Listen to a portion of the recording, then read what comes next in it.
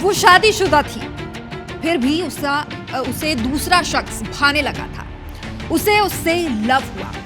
कई बार वो सेक्स करते, पति को धोखा देते, रंगे हाथों पकड़ी भी गई और पति और परिवार के बार बार समझाने के बाद आशिक के इश्क का कुमार उसके सिर चढ़कर बोल रहा था। उसे कुछ समझ नहीं आ रहा था, कुछ सूझ ही नहीं रहा था। लेकिन अचानक एक रात ये इश्क का जुनून खूनी हो गया। उसके हाथ लहू से लाल हो गए, लेकिन वो रुकी नहीं। वो तड़पता रहा, वो हंसती रही, वो मरता रहा, वो मारती रही।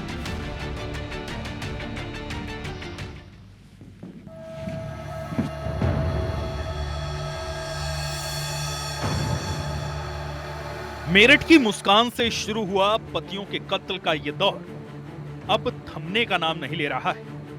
औरैया और इंदौर के रास्ते अब यह जुनून राजिम तक पहुंच चुका है। मृतक चुम्मन साहू, उसकी पत्नी प्रतिमा साहू और प्रेमी दौलत पटेल की कहानी शुरू होती है विद्युत विभाग से, जहां चुम्मन और दौलत सहकर्मी थे। दोनों एक ही गांव के थे और दौलत का चुम्मन के घर आना जाना था। यहीं से प्रतिमा और दौलत के बीच प्रेम संबंध शुरू हुआ। जब चुम्मन को इस रिश्ते की भनक लगी तो घर में रोज झगड़े होने लगे। पड़ोसियों ने बताया कि चुम्मन ने प्रतिमा को कई बार दौलत से रिश्ता तोड़ने को कहा, लेकिन प्रतिमा अपने प्रेमी के प्यार में इतनी डूबी थी कि उसने पति की बात अनसुनी कर दी। तारीख 26 जुलाई 2025, वारदात मौत की दस्तक। 26 जुलाई की रात प्रतिमा और दौलत ने चुम्मन को रास्ते से हटाने की साजिश रची। दौलत ने चुम्मन को इतनी शराब पिलाई कि वो होश खो बैठा। घर पहुंचने पर चुम्मन सो गया।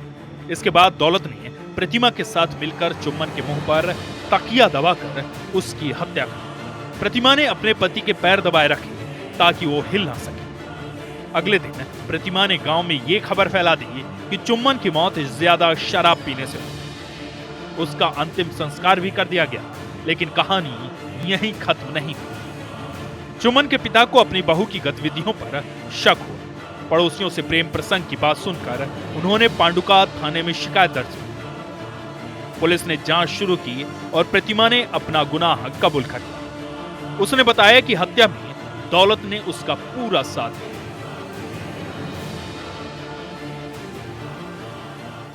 जो दुर्घटना होने के बाद में जब क्रिया काम करें हम लोग डाउट नहीं हो, और उसके बाद फिर हम बताएं, पूछे न उसको कार्यक्रम होने के बाद। तब मैं एक बेर पूछा तो मेरे बहू नहीं बताया।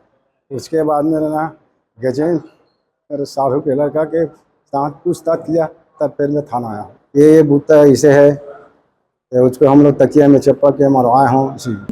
मृतक की पत्नी को बुलाया गया था और थाने तलब किया गया था, जिसमें उसने बताया कि उसके गांव में ही एक है व्यक्ति दौलत राम, जिससे उसके अवैध संबंध था और इसी कारण से दोनों ने प्लानिंग करके घटना दिनांक को मृतक को बहुत सारी शराब पिलाई और तकिए से दबाकर उसकी मृत्यु कर दी और बाद में फिर इसे सामान्य मृत्यु बताते हुए दाह संस्कार और सारी जो कार्यवाहियां होती है वो पूरी कर दी थी। अभी अपराध पाए जाने पर से दोनों को गिरफ्तार कर लिया गया है और आगे कार्यवाही की जा रही है।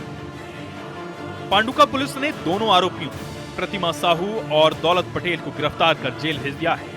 इस मामले ने पूरे गांव में सनसनी फैला दी है। ये कहानी हमें बताती है कि प्रेम और विश्वासघात की राहें कितनी खतरनाक हो सकती हैं।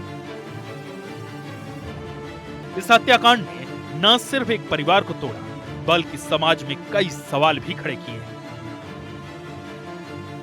नीरज कुमार शर्मा, IBC 24, रांची।